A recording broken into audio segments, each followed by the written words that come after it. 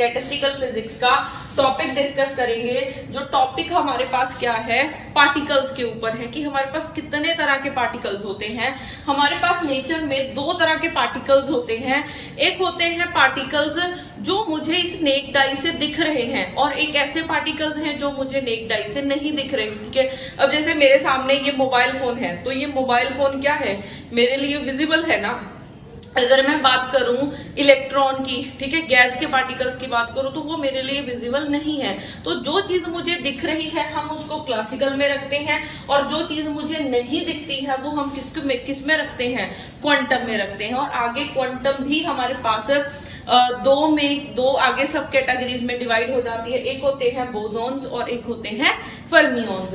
तो हमारे पास सब तीन तरह के पार्टिकल्स हो गए। एक होते हैं क्लासिकल पार्टिकल्स, एक होते हैं बोसॉन्स और एक होते हैं फर्मियोन्स। और तीनों की आपको प्रॉपर्टीज पता होनी चाहिए कि किस पार्टिकल को आप क्लासिकल बोलोगे, किसको आप बोसॉन बोलोगे, किसको आप फर्मियोन्स बोलोगे। तो इन सारी प्रॉपर्टीज के बारे में आपको पता होना चाहिए, और इन प्रॉपर्टीज के बेस पे ही आपको पेपर में न्यूमेरिकल देखने को मिलेंगे। तो बिल्कुल फर्स्ट हम चलते हैं, तीन तरह के पार्टिकल्स हैं, तो तीनों की 5 प्रॉपर्टीज होती हैं। अगर ये 5 प्रॉपर्टीज कर गए, 5 क्वेश्चन पक्के हैं आपके पेपर में, ये आप लिख लो इसको ध्यान से। तो फर्स्ट हमारे पास आते हैं क्लासिकल पार्टिकल्स। क्लासिकल पार्टिकल्स होते हैं जो क्या होते हैं, डिस्टिंग्विशेबल होते हैं, मतलब दो पार्टिकल्स में आप डिफरेंशिएट कर सकते हो। ठीक है, दो पार्टिकल्स में आप डिफरेंशिएट कर सकते हो। जैसे मैं खड़ी हूं यहाँ पे, ठीक है, मेरे साथ अब दीपा मैम को खड़ा दो, तो अब हम दोनों में डिफरेंशिएट कर सकते हो ना, हमारी बॉडी में, हमारे फेस में, ठीक है, हमारे बहुत सारी चीजें हैं जिनमें क्या है, फर्क है। ठीक है, तो हमारे क्लोथ्स में फर्क है। तो जो चीजें आपको दिख रही हैं तो आप उनको डिस्टिंग्विश कर सकते हो ना, वो आप उसको डिफरेंशिएट कर सकते हो। तो क्लासिकल पार्टिकल्स की फर्स्ट प्रॉपर्टी क्या हो गई कि ये पार्टिकल्स क्या रहते हैं, डिस्टिंग्विशेबल रहते हैं। ठीक है, फर्स्ट प्रॉपर्टी क्या हो गई कि ये पार्टिकल क्या रहते हैं, डिस्टिंग्विशेबल रहते हैं। और जो हमारे पास फर्मियोन्स होते हैं, ठीक है, बोसॉन्स होते हैं, ये दोनों क्या है, क्वांटम पार्टिकल्स हैं। ये दोनों हमारे पास क्या है, क्वांटम पार्टिकल्स हैं। ये दोनों, यहाँ पे देखो, ये दोनों हमारे पास क्या है, ये दोनों क्वांटम पार्टिकल्स हैं। ठीक है, तो अगर ये दोनों क्वांटम पार्टिकल्स हैं, तो क्वांटम पार्टिकल्स तो मुझे दिखते ही नहीं है। इलेक्ट्रॉन दिखते हैं, गैस के पार्टिकल दिखते हैं, नहीं दिखते। तो अगर नहीं दिखते तो उनमें डिफरेंशिएट कैसे करोगे। मैं आपके सामने 2 इलेक्ट्रॉन रख दूं, ठीक है, गैस के पार्टिकल रख दूं, आप डिफरेंशिएट कर पाओगे, नहीं कर पाओगे। तो क्वांटम पार्टिकल्स क्या होते हैं, इनडिस्टिंग्विशेबल होते हैं, आप इनमें डिफरेंस फाइंड नहीं कर सकते। तो बोसॉन्स हैं चाहे फर्मियोन्स हैं, ये दोनों क्या है, आपके इनडिस्टिंग्विशेबल पार्टिकल्स हैं। ये दोनों इनडिस्टिंग्विशेबल पार्टिकल्स हैं। ठीक है, अब उसके बाद फर्स्ट प्रॉपर्टी होगी कि कौन से डिस्टिंग्विशेबल होते हैं और कौन से इनडिस्टिंग्विशेबल होते हैं। ठीक है, अब उसके बाद नेक्स्ट हमारे पास आता है मैक्स की जो क्लासिकल पार्टिकल्स हैं, या बोसॉन्स हैं, या फिर फर्मियोन्स हैं, इनकी स्टडी, इनके बारे में सर्च किसने की थी। ठीक है, तो जो क्लासिकल पार्टिकल्स हैं उसके बारे में सर्च किसने की थी, मैक्सवेल बोल्ट्जमैन ने की थी। तो ये मैक्सवेल बोल्ट्जमैन लॉ को ओबे करते हैं। ठीक है, तो ये मैक्सवेल बोल्ट्जमैन ने इसके बारे में सर्च की थी। और बोसॉन्स के बारे में बोस-आइंस्टाइन ने किया था। इसके बारे में सारी इंफॉर्मेशन, सारी स्टडी किसने की थी, बोस-आइंस्टाइन ने की थी। और फर्मियोन्स के बारे में फर्मी डायराक ने की थी। ठीक है, फर्मियोन्स के बारे में फर्मी डायराक ने की थी। सेकेंड प्रॉपर्टी कोई ज्यादा इंपॉर्टेंट नहीं है, बट फिर भी एक्सपेक्ट कर सकते हैं कि कई बार क्वेश्चन पूछा जा सकता है। उसके बाद थर्ड, जो फर्स्ट प्रॉपर्टी है, ये मोस्ट इंपॉर्टेंट प्रॉपर्टी है। ठीक है, फर्स्ट और उसके बाद थर्ड भी मोस्ट इंपॉर्टेंट प्रॉपर्टी है। तो हमारे पास जो थर्ड प्रॉपर्टी क्या बोलती है कि जो क्लासिकल पार्टिकल्स होते हैं वो पॉलीज एक्सक्लूजन प्रिंसिपल को ओबे नहीं करते हैं। जो क्लासिकल पार्टिकल्स होते हैं वो पॉलीज एक्सक्लूजन प्रिंसिपल को ओबे नहीं करते हैं। तो पॉलीज एक्सक्लूजन प्रिंसिपल सबसे पहले क्या होता है, पॉलीज एक्सक्लूजन प्रिंसिपल क्या होता है कि एक स्टेट में आप एक ही पार्टिकल रख सकते हो। ठीक है, एक स्टेट में सिर्फ एक ही पार्टिकल रख सकते हो। तो जो क्लासिकल पार्टिकल्स हैं, क्लासिकल पार्टिकल्स तो इस लॉ को ओबे करते ही नहीं है। तो अगर इसको ओबे नहीं करते हैं तो हम एक स्टेट में जितने मर्जी पार्टिकल रख सकते हैं, कोई चक्कर ही नहीं है। ठीक है, तो क्लासिकल पार्टिकल्स में क्या प्रॉपर्टी आ गई कि ये पॉलीज एक्सक्लूजन प्रिंसिपल को ओबे नहीं करते हैं, तो एक स्टेट में हम चाहे मिलियन के मिलियन पार्टिकल्स रख सकते हैं। उसके बाद सेकंड, बोसोन्स क्या है? बोसोन की प्रॉपर्टी क्या है कि ये भी पॉलीज एक्सक्लूजन प्रिंसिपल को ओबे नहीं करते हैं, तो यहां पे भी मैं एक स्टेट में जितने मर्जी पार्टिकल्स रख सकती हूँ। बट जो थर्ड है फर्मियोन्स, वो पॉलीज एक्सक्लूजन प्रिंसिपल को ओबे करते हैं। तो मैं एक स्टेट में, ठीक है, मान लो ये मेरे पास 3 स्टेट्स हैं, तो मैं एक स्टेट में सिर्फ एक ही पार्टिकल रख सकती हूँ, एक स्टेट में सिर्फ एक ही पार्टिकल रख सकती हूं। तो ये प्रॉपर्टी है हमारी फर्मियोन्स की, जो फर्स्ट और थर्ड प्रॉपर्टी है, बहुत इंपॉर्टेंट है। इसके बेस पे डायरेक्ट न्यूमेरिकल्स मिलते हैं, तो ये पता होना चाहिए। उसके बाद फोर्थ आ जाता है स्पिन के रिलेटेड। ठीक है, फोर्थ स्पिन के रिलेटेड आएगा। तो फोर्थ हमारे पास देखो क्या है, जो क्लासिकल पार्टिकल्स होते हैं ना, पहली चीज तो देखो जो स्पिन आई थी, स्पिन कहीं ना कहीं से निकलता है, किसी चीज को डिस्क्राइब करने के लिए क्वांटिटीज निकलती हैं कि हाँ ये चीज इस चीज से, इस क्वांटिटी से डिस्क्राइब हो जाती है। ठीक है, अगर आपने मेरे बारे में इंफॉर्मेशन निकालनी है तो पोजीशन आपको मेरे बारे में सब कुछ बता देगा। ठीक है, तो क्या होता है, क्लासिकल पार्टिकल्स की स्पिन ही नहीं होती है। ठीक है, क्लासिकल पार्टिकल्स को एक्सप्लेन करने के लिए मुझे स्पिन का कॉन्सेप्ट लेके आना ही नहीं पड़ा, तो क्लासिकल पार्टिकल्स की स्पिन होती ही नहीं है। अब यहाँ पे सबसे इंपॉर्टेंट क्वेश्चन आता है, बच्चे यहाँ पे बोल देते हैं, पेपर में क्वेश्चन आया हुआ है इसके बेस पे कि स्पिन नहीं है। ठीक है, स्पिन नहीं है इसका मतलब स्पिन 0 नहीं होता है। ठीक है, आपको ऑप्शन में दे दिया जाए कि ये स्पिनलेस पार्टिकल्स हैं और एक आपको दे दिया जाए कि इसकी s की वैल्यू 0 है, तो आप पेपर में ऐसे 0 टिक करके आ जाओ। ठीक है, तो इस चीज को याद रखना कि स्पिनलेस का मतलब स्पिन 0 नहीं होता है, स्पिन का कॉन्सेप्ट ही नहीं आता है क्लासिकल पार्टिकल्स में। ये बहुत इंपॉर्टेंट पॉइंट है। ठीक है, जहां पे बच्चे अक्सर गलती कर जाते हैं, तो आपने ये नहीं करने हैं। ठीक है, जो स्टूडेंट्स ये वीडियो देख रहे हैं उन बच्चों ने ये गलती नहीं करनी है कि स्पिनलेस का मतलब स्पिन 0 नहीं होता है, स्पिन होती ही नहीं है क्लासिकल पार्टिकल्स की। ठीक है, इसके बेस पे डायरेक्ट क्वेश्चन आ जाता है कॉन्सेप्ट बेस। ठीक है, थर्ड फोर्थ जो प्रॉपर्टी है उसके बेस पे डायरेक्ट कॉन्सेप्ट बेस क्वेश्चन आ जाता है। उसके बाद जो बोसोन्स होते हैं, क्योंकि क्वांटम पार्टिकल्स हैं इसके लिए तो मेरे को स्पिन चाहिए। अब स्पिन कितनी होती है, जो बोसोन्स हैं इसकी इंटीग्रल स्पिन होती है। इंटीग्रल स्पिन मतलब s 0 हो गया, 1 हो गया, ठीक है, 1 हो गया, 2 हो गया, 3 हो गया, 4 हो गया, ये सारी क्या है, इंटीग्रल स्पिन है। ठीक है, तो इसकी क्या होती है, इंटीग्रल स्पिन रहती है। अब उसके बाद फर्मियोन्स की बात करते हैं। फर्मियोन्स की हाफ इंटीग्रल स्पिन रहती है। हाफ इंटीग्रल लाइक 1/2 हो गया, ठीक है, 1/2 हो गया, 3/2 हो गया, 5/2 हो गया, ये सारी क्या है, हाफ इंटीग्रल स्पिन है। तो बोसोन्स की इंटीग्रल स्पिन होती है और फर्मियोन्स की हाफ इंटीग्रल स्पिन होती है। अब इसकी फिफ्थ प्रॉपर्टी अभी नहीं करेंगे, फिफ्थ प्रॉपर्टी अभी मैं 1-2 न्यूमेरिकल्स करवाऊंगी, तो फिफ्थ प्रॉपर्टी की जरूरत हमें क्यों पड़ी, ठीक है, वो मैं बताऊंगी, तब आपको ये फिफ्थ प्रॉपर्टी समझ में आएगी। बट उससे पहले आपको इसकी कुछ एग्जांपल्स पता होनी चाहिए। क्लासिकल पार्टिकल्स की एग्जांपल ये सब कुछ है मेरे सामने, ये मोबाइल है, स्टैंड है, लाइट्स है, ये रूम है, ये सारे क्लासिकल की एग्जांपल्स हैं। मैं खुद क्लासिकल पार्टिकल हूं एक, ठीक है, तो ये सारी चीजें क्लासिकल की एग्जांपल्स हैं। जो बोसोन्स है इसकी जो एग्जांपल है वो होते हैं फोटोन्स, ठीक है, या फिर ग्रेविटोन्स। फोटोन्स हो गया, ग्रेविटोन्स हो गया, ये सारे क्या है, मैसोन्स हो गए, ये सारे बोसोन्स की एग्जांपल है।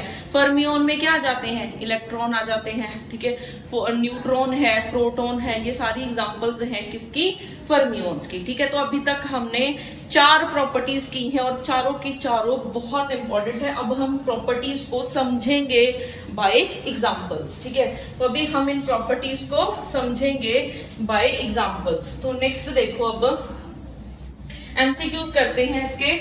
तो एमसीक्यूज में बिल्कुल फर्स्ट क्वेश्चन हमारे पास क्या आता है, ठीक है, कि हमारे पास कितने हैं, 2 पार्टिकल्स हैं हमारे पास, ठीक है।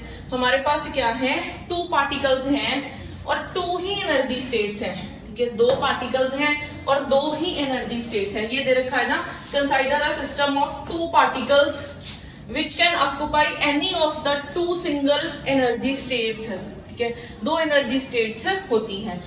अब यहाँ पे इस लेक्चर में हम बहुत सारे क्वेश्चंस दे रखे हैं, इसमें बहुत सारे पार्ट है, मैक्रो स्टेट, माइक्रो।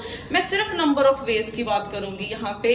क्वेश्चन हम कैसे, इस लेक्चर में हम कैसे क्वेश्चन सॉल्व करेंगे कि जैसे 2 पार्टिकल्स को 2 एनर्जी स्टेट्स में रखना है तो कितने वेज से हम इसको अरेंज कर सकते हैं। तो जो नंबर ऑफ वेज होते हैं उसको माइक्रो स्टेट भी बोलते हैं, ठीक है।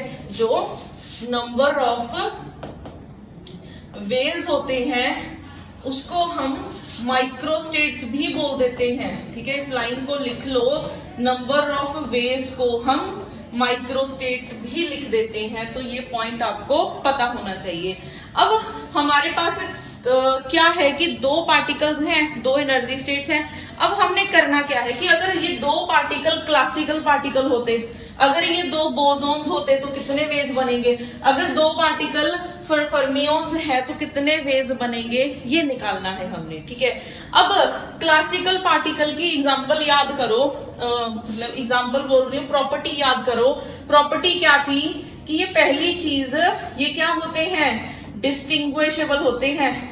डिस्टिंग्विशेबल मतलब कि आप 2 पार्टिकल्स में डिफरेंस फाइंड कर सकते हो, ठीक है। जो क्लासिकल पार्टिकल्स होते हैं वो क्या होते हैं, डिस्टिंग्विशेबल पार्टिकल होते हैं। तो अगर ये डिस्टिंग्विशेबल पार्टिकल हैं तो 2 पार्टिकल्स में हम डिफरेंस फाइंड कर सकते हैं। तो 2 पार्टिकल्स को मैंने ले लिया है, एक ए ले लिया है, एक क्या ले लिया है, बी ले लिया है, ठीक है। इसको हमने 2 ले लिए हैं, एक ले लिया है ए और एक हमने ले लिया है बी, ठीक है। अब सेकंड प्रॉपर्टी क्या होती है कि ये पॉलीज एक्सक्लूजन प्रिंसिपल को ओबे नहीं करते हैं। तो अगर पॉलीज एक्सक्लूजन प्रिंसिपल को ओबे नहीं करेंगे तो हम एक स्टेट में सिर्फ, मतलब एक स्टेट में ओबे नहीं कर रहे हैं, ये पॉलीज एक्सक्लूजन प्रिंसिपल को ओबे नहीं कर रहे हैं तो एक स्टेट में हम जितने मर्जी पार्टिकल्स रख सकते हैं। तो ये 2 प्रॉपर्टीज याद रखना। तो अभी हमारे पास क्या है, 2 एनर्जी स्टेट्स हैं, ठीक है। एक मान लेते हैं E1 है और एक मान लेते हैं E2। 2 एनर्जी स्टेट्स ही दे रखी है ना इन्होंने, 2 एनर्जी स्टेट्स हैं, 2 पार्टिकल है। 2 पार्टिकल को मैंने क्या मान लिया है, AB। अब क्या क्या अरेंजमेंट हो सकती है, या तो मैं A इधर रख दूं, B इधर रख दूं, ये भी वे हो सकता है। या फिर मैं B इधर रख दूं, A इधर रख दूं, क्योंकि ये दोनों पार्टिकल्स अलग अलग हैं, डिफरेंशिएट कर सकते हैं, डिस्टिंग्विशेबल है, तो ये भी वे हो सकता है, ठीक है। और क्या हो सकता है, मैं दोनों पार्टिकल एक ही स्टेट में रख सकती हूँ क्योंकि ये पॉलीज एक्सक्लूजन प्रिंसिपल को ओबे नहीं करते हैं। तो मैं दोनों के दोनों पार्टिकल्स को एक स्टेट में रख सकती हूँ, ठीक है। ये खाली रह जाएगा। या फिर मैं इधर कुछ ना रखूं, दोनों के दोनों पार्टिकल्स को मैं इधर रख दूं, ठीक है। दोनों के दोनों पार्टिकल्स को मैं इधर भी रख सकती हूँ। तो और कोई भी वे नहीं बनेगा इनकी अरेंजमेंट का। तो टोटल कितने हो गए हैं, 4 वेज हो चुके हैं। तो नंबर ऑफ माइक्रो स्टेट पूछा जाए, नंबर ऑफ वेज पूछा जाए तो कितने हो गए हैं, 4 हो गए हैं। अब हमें सिमिलरली करना है बोसोन्स के लिए।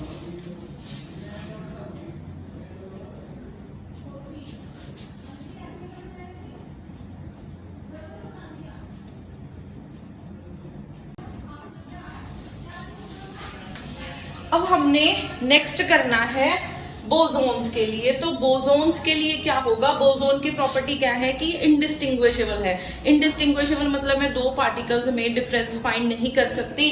तो मैं पार्टिकल्स को क्या लिखूंगी, ए लिखूंगी, ठीक है। यहाँ पे हम डिफरेंशिएट कर पा रहे थे तो मैंने ए बी लिखा था, यहाँ पे डिफरेंशिएट नहीं कर पा रही तो मैंने क्या लिखा है, ए लिखा है। अब सेकेंड प्रॉपर्टी की पॉलीज एक्सक्लूजन प्रिंसिपल को ओबे नहीं करते हैं, इसलिए ये क्या हो जाएगा हमारा कि एक स्टेट में हम जितने मर्जी पार्टिकल रख सकते हैं। तो इसमें अगर नंबर ऑफ वेज निकालने हो तो कितने बनेंगे, 2 स्टेट्स है हमारे पास, एक है E1 और एक है E2, ठीक है। तो यहाँ पे क्या है कि या तो मैं ऐसे रख सकती हूँ कि सिंगल सिंगल रख दूं, ठीक है, या तो मैं सिंगल सिंगल पार्टिकल रख सकती हूँ, या फिर मैं दोनों के दोनों एक स्टेट में भी रख सकती हूँ। अब यहाँ पे देखो, यहाँ पे 2 वेज बन रहे थे, ए बी, बी ए का, बट यहाँ पे तो है ही वो सेम पार्टिकल, तो एक ही वे बनेगा। अब ये भी पॉलीज एक्सक्लूजन प्रिंसिपल को ओबे नहीं करते हैं, तो मैं एक स्टेट में दो पार्टिकल्स रख सकती हूँ। तो ये हो गया, या फिर हमारे पास क्या हो जाएगा, ये हो जाएगा, ठीक है। दो पार्टिकल्स E1 में रख दूं और दोनों के दोनों पार्टिकल इसमें रख दूं, तो इससे इसके अलावा और कोई भी वे नहीं होगा। तो इसमें कितने हो जाएंगे, 3 वेज हो जाएंगे, ठीक है। इसमें टोटल 3 वेज हो जाएंगे। अब उसके बाद थर्ड फर्मियोन्स के लिए देखते हैं। तो फर्मियोन्स के लिए क्या है, पहली चीज तो इंडिस्टिंग्विशेबल है, तो ए लिखेंगे, ठीक है। सेकेंड चीज क्या है कि ये पॉलीज एक्सक्लूजन प्रिंसिपल को ओबे करते हैं, तो एक स्टेट में सिर्फ एक ही पार्टिकल हो सकता है, एक स्टेट में सिर्फ एक ही पार्टिकल हो सकता है। तो इसीलिए इसका अगर हमने देखने हो नंबर ऑफ वेज, तो कितने बनेंगे, E1 E2, ठीक है। एक पार्टिकल इसमें रख दिया, एक इसमें रख दिया। अब दोनों एक स्टेट में रख नहीं सकते क्योंकि ये ओबे करते हैं, तो सिर्फ इसमें एक ही वे बनेगा, ठीक है। तो अगर आपको नंबर ऑफ माइक्रो स्टेट्स या फिर नंबर ऑफ वेज पूछे जाएं कि कितने वेज होंगे, तो उसको हम ऐसे कर सकते हैं। हमने यहाँ पे प्रॉपर्टीज यूज की हैं दो, डिस्टिंग्विशेबल इंडिस्टिंग्विशेबल वाली की, और ये पॉलीज एक्सक्लूजन प्रिंसिपल को ओबे करते हैं या फिर नहीं करते, ये वाली प्रॉपर्टी हमने देखी है, ठीक है। तो इन दो प्रॉपर्टीज के बेस पे हम न्यूमेरिकल्स कर सकते हैं, ठीक है। अब उसके बाद नेक्स्ट हमारे पास क्या आता है, नेक्स्ट अभी हमारे पास क्या आएगा कि अगर मैं दो पार्टिकल्स रखूं बट 3 एनर्जी स्टेट्स कर दूं तो क्या होगा। अब मैं क्वेश्चन करते हैं हम कि दो पार्टिकल्स हैं, ठीक है, हमारे पास नेक्स्ट क्वेश्चन है, इसी को थोड़ा सा और क्लियर करते हैं कि अगर 2 पार्टिकल्स हैं और 3 एनर्जी स्टेट्स है,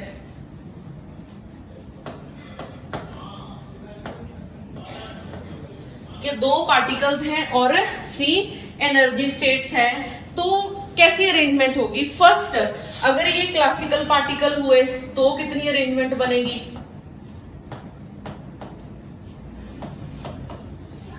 अगर ये बोसोन्स होते हैं तो कितनी अरेंजमेंट्स बनेगी, अगर ये फर्मियोन्स होते हैं तब कितनी अरेंजमेंट्स बनेगी, ठीक है। दो पार्टिकल्स हैं तो क्लासिकल है, तो हम ए भी मान लेते हैं क्योंकि डिस्टिंग्विशेबल है, ठीक है। 3 एनर्जी स्टेट्स हैं हमारे पास, 3 एनर्जी स्टेट्स हैं, तो ये बन जाएंगी E1 E2 और E3, ठीक है। 3 एनर्जी स्टेट्स हो जाएंगी। अब इसमें अरेंजमेंट करनी है, या तो मैं दोनों के दोनों पार्टिकल ऐसे रख दूं, ए बी रख दूं, ठीक है, इसको खाली कर दूं, या फिर ऐसे भी तो कर सकती हूँ कि बी ए इधर रख दूं, ए इधर रख दूं, इसको खाली कर दूं, या फिर मैं फर्स्ट में रखूं लास्ट में रखूं, इसको खाली कर दूं, या फिर बी ए भी हो सकता है, ये भी एक वे बन सकता है, ठीक है। या फिर हम क्या कर सकते हैं, फर्स्ट को खाली करें, लास्ट 2 में रख दे, ठीक है, ये खाली ही है, बी ए हो जाएगा।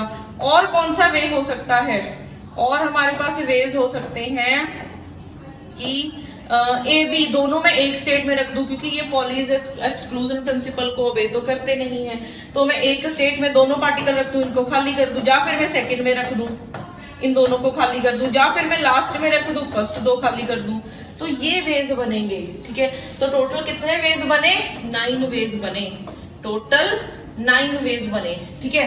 टोटल हमारे पास कितने वेज बने, 9 वेज बनेंगे। तो ये आया क्लासिकल के लिए। अगर हम बोसोन्स के लिए देखते हैं तो बोसोन्स में वो ए हो जाएंगे, ठीक है, बोसोन्स में वो ए हो जाएंगे। तो इसको समझो कैसे करना है। यहाँ पे 3 एनर्जी स्टेट्स हैं, E1 है, E2 है और E3 है, ठीक है। तो अब यहाँ पे क्या है कि ऐसे रख सकते हैं, ए हो जाएगा, ठीक है, फर्स्ट हो गया। सेकंड वे क्या हो सकता है कि मैं ऐसे रख दूं, ठीक है। थर्ड वे हमारा क्या हो जाएगा कि मैं फर्स्ट और लास्ट में रख दूं, सेंटर वाला खाली छोड़ दूं। ये 3 वेज हो गए, ठीक है। और क्या हो सकता है कि दोनों के दोनों में इसमें रख दूं, क्योंकि ये पॉलीज एक्सक्लूजन प्रिंसिपल को ओबे नहीं करते हैं, ठीक है। या फिर मैं दोनों के दोनों इसमें रख दूं, या फिर थर्ड हो सकता है कि मैं इसमें रख दूं।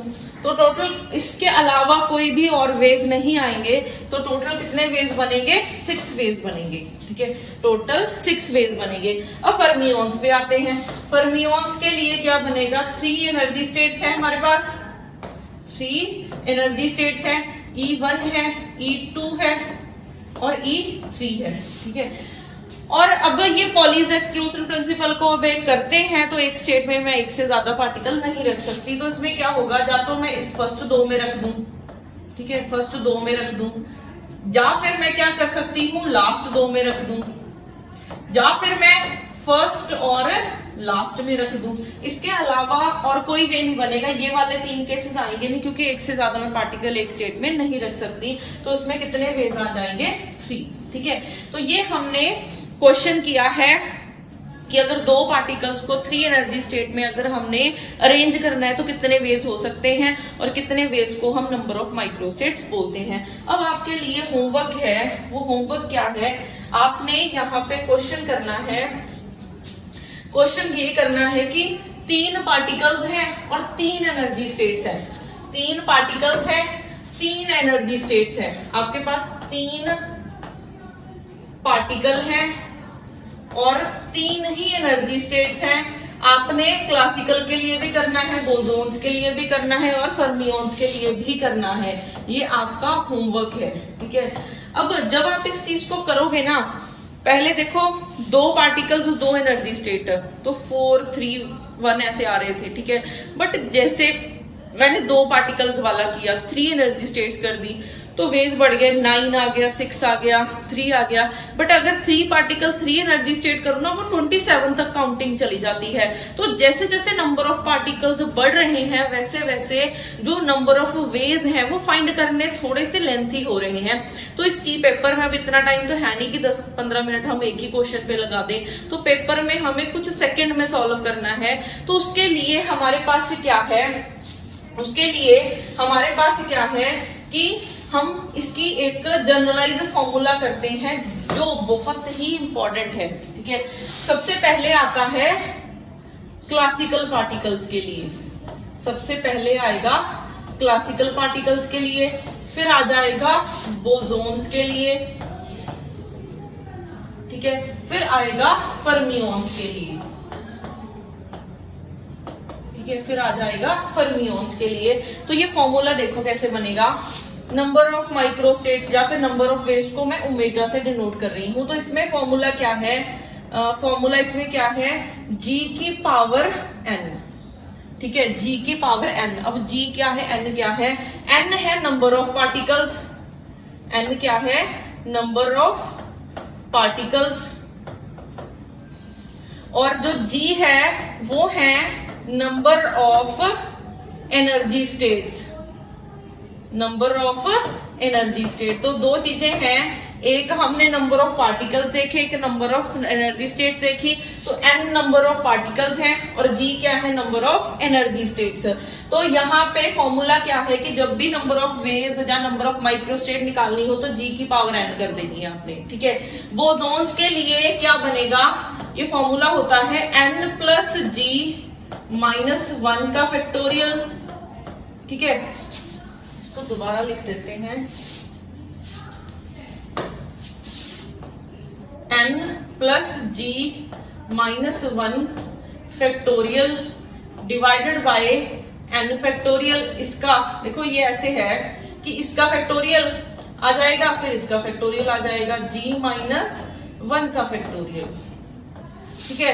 तो हमारे पास जो फॉर्मूला है बोसोन्स के लिए n प्लस g माइनस 1 का फैक्टोरियल, फिर divided by n factorial into g minus 1 का फैक्टोरियल। फिर फर्मियोन्स के लिए, फर्मियोन्स के लिए जो माइक्रोस्टेट्स हैं वो क्या बनेगी, वो बनती है GCN, ठीक है। नंबर ऑफ माइक्रोस्टेट्स हैं वो इसके लिए क्या बनती है, GCN, ठीक है। C क्या होता है, कॉम्बिनेशन। अगर आपने कॉम्बिनेशन खोलना है तो ये ऐसे खुलेगा, G फैक्टोरियल, ठीक है, फिर होता है n फैक्टोरियल, फिर इन दोनों का minus, G minus n factorial, ठीक है, ये तीनों का फॉर्मूला है। तो अगर आपका ये फॉर्मूला याद रह गया, ठीक है, याद करना है इसको, एक दो बार रिवाइज करोगे ये याद हो जाएगा। तो ये फॉर्मूला याद है तो क्वेश्चन आपके चुटकियों में होंगे, ठीक है, कुछ सेकंड में इसको सॉल्व कर सकते हैं। अब यहाँ पे फर्मियोन्स के लिए क्या कंडीशन होती है कि ये फॉर्मूला तब ही लगा सकते हो अगर आपका जो जी है वो या तो n से बड़ा होना चाहिए नंबर ऑफ पार्टिकल से, या उसके क्या होना चाहिए, इक्वल होना चाहिए। फर्मियोन के लिए ये कंडीशन होती है कि या तो जी नंबर ऑफ स्टेट्स n से बड़ी होनी चाहिए या फिर इक्वल होनी चाहिए, लेस नहीं होना चाहिए, तब आप ये फॉर्मूला नहीं लगा सकते। तो ये तीनों आपके फॉर्मूले हो गए नंबर ऑफ माइक्रोस्टेट फाइंड करने के। अब उसके बाद नेक्स्ट हमारे पास क्या आता है, अब इसके रिलेटेड हम करते हैं क्वेश्चन, ठीक है, इनको यूज करके अभी हमने करने हैं क्वेश्चंस। तो क्वेश्चन देखो, फर्स्ट क्वेश्चन है हमारे पास, the number of ways in which n identical bosons can distributed in two energy states। तो हमारे पास क्वेश्चन क्या है, the number of ways in which n identical bosons can be distributed. कितने number of particles हैं, n, ठीक है, हमारे पास number of particles कितने हो गए हैं, n, और बोसोन्स की बात हो रही है, ठीक है, बोसोन्स की बात हो रही है। इन distributed in two energy levels, मतलब G की वैल्यू कितनी आ गई है, 2।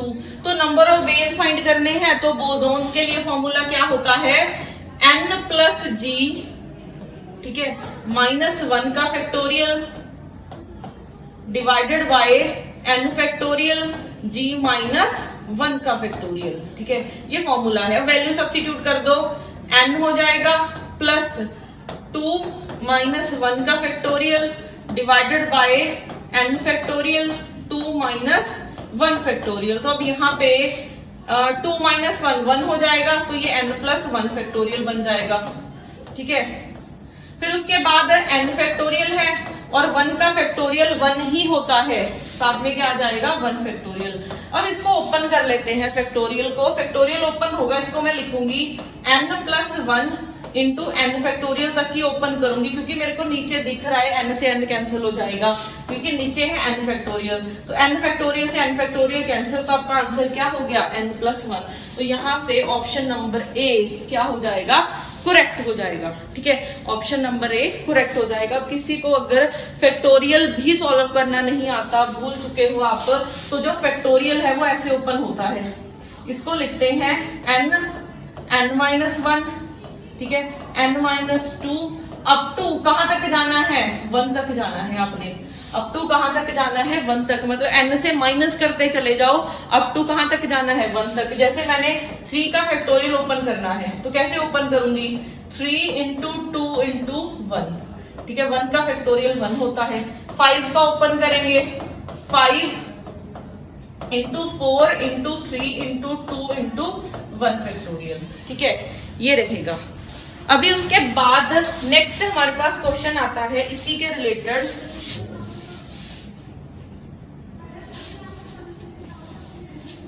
अब हमारे पास जो नेक्स्ट क्वेश्चन है वो आता है number of ways of distributing 11 indistinguishable bosons in 3 different energy levels.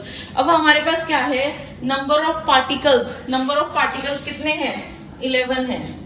अब हमारे पास जो नंबर ऑफ पार्टिकल्स हैं वो क्या है, 11।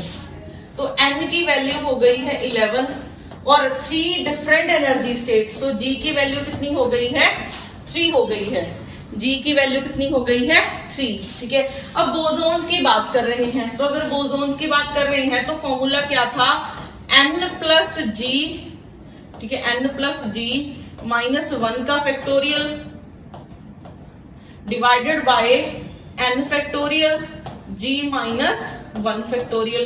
तो वैल्यू सब्स्टिट्यूट करोगे क्या बनेगा, n 11 प्लस 3 -1 का factorial divided bye 11 factorial 3 -1 factorial, ठीक है। तो अब यहाँ पे 3 -1 करोगे 2, तो ऊपर बन जाएगा 13 फैक्टोरियल डिवाइडेड बाय 11 फैक्टोरियल, और 2 फैक्टोरियल। तो ये हो जाएगा आंसर। तो देखो कुछ सेकंड लगे इस चीज को सॉल्व करने के लिए, ठीक है, कुछ सेकंड लगे हमें इसको सॉल्व करने के लिए। अब उसके बाद करते हैं नेक्स्ट क्वेश्चन, इसी के रिलेटेड है, बहुत इजी क्वेश्चन है।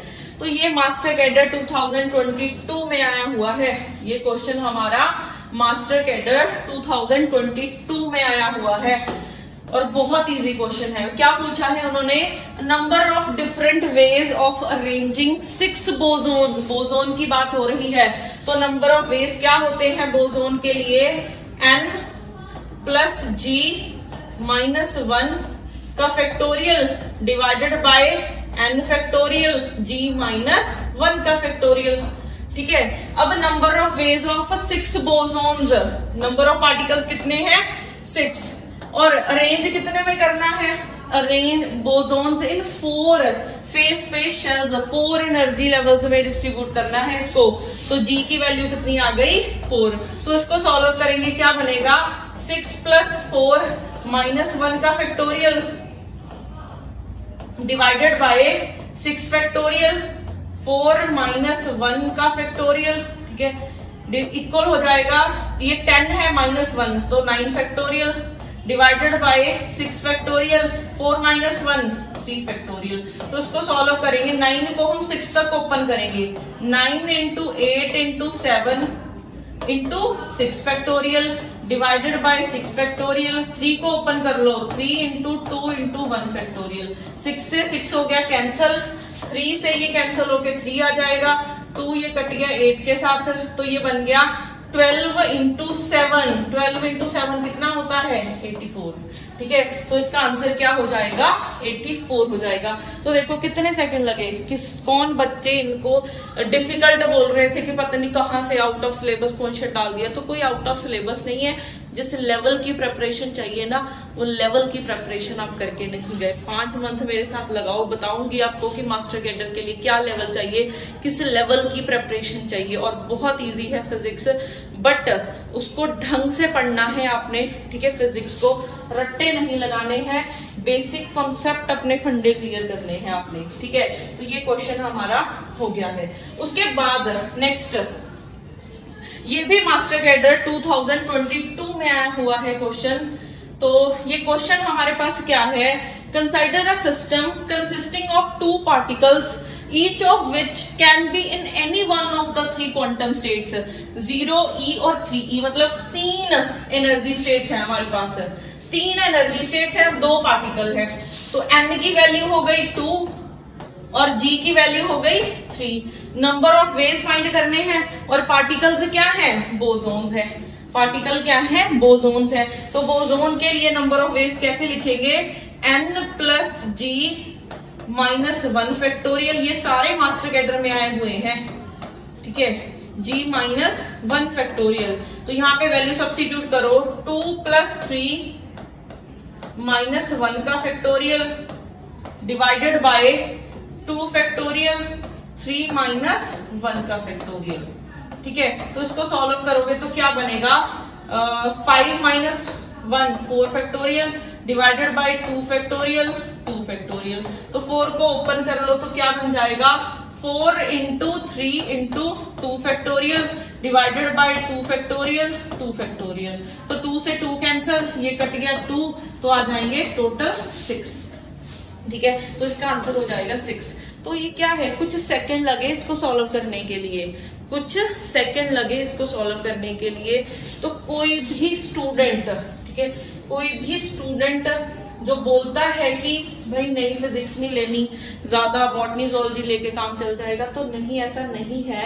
अगर आप अच्छे से इसको पढ़ोगे ना तो ये भी आपका क्लियर हो जाएगा, ठीक है, ये भी आपका क्लियर हो जाएगा।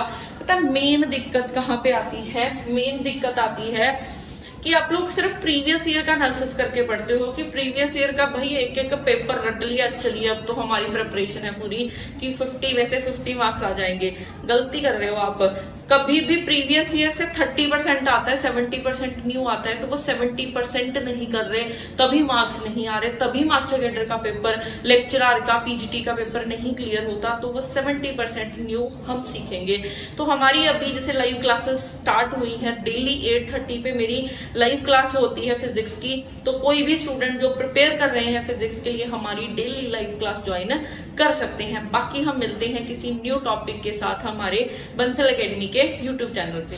Thank you so much.